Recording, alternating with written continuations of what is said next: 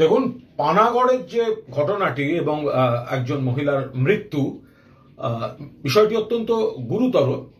এবং প্রথমে যেটা শোনা যাচ্ছিল যে গাড়ি থেকে কটূক্তি করা হয়েছে, মহিলা সেজন্য পালিয়ে যাচ্ছিলেন এবং কটূক্তি যারা করেছে তাদের জন্যই এই মৃত্যু হয়েছে, এটা তো অত্যন্ত খারাপ অভিযোগ ছিল। এবং এই ধরনের লোকদের তো আচ্ছা করে দেওয়া উচিত, পেটানো উচিত, যা যা করা উচিত। কিন্তু পুলিশ পূর্ণাঙ্গ তদন্ত করেছে।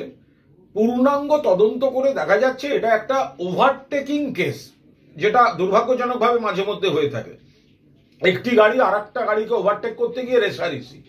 এর সঙ্গে আর যাই থাকুক, এই ইভটিজিং বা নারী নির্যাতন বা মহিলাকে কটূক্তি, এই অ্যাঙ্গেলটা কিন্তু এখানে নেই। ঘটনার পর থেকে কেউ বা কারা মহিলার মৃত্যুর জন্য এই ঘটনাটা এইভাবে একটা চালিয়ে দিয়েছে।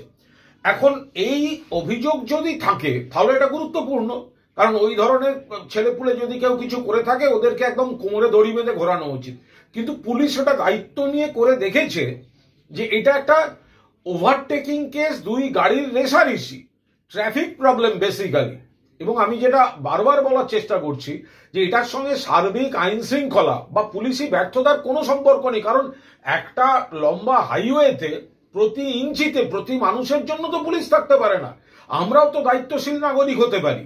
তো ফলে এই বিষয়টা এখনো পর্যন্ত এটা নিশ্চিত যে এটার সঙ্গে ওই ইভটিজিং বা যে ন্যারেটিভটা তৈরি হয়েছিল সেটার কোনো সম্পর্ক নেই। ওটা খুব সুকৌশলে এটাকে প্ল্যান্ট করে দেওয়া হয়েছিল এই থিওরিটা। এখন সমস্ত তদন্তে দেখা যাচ্ছে এমনকি যারা ওখানকার ভুক্তভোগী যে অভিযোগ, সেখানেও কিন্তু এই কটূক্তি বা নারী নির্যাতন এই ধরনের কোনো বক্তব্য নেই। ফলে আমরাও খুব পরিষ্কারভাবে বলছি যে কোনো বিভ্রান্তিকর প্রচার নয়, পুলিশ প্রশাসনের উপর আস্থা রাখুন। আর এইসব হাইওয়ের ক্ষেত্রে এই ওভারটেকিং বা রেষারেষি, এগুলো আমরা মনে হয় নিজেদেরও, শুধু পুলিশ প্রশাসনের দিকে আঙুল না তুলে আমাদেরও কিছু কর্তব্য আছে, আমাদেরও সচেতন থাকা দরকার।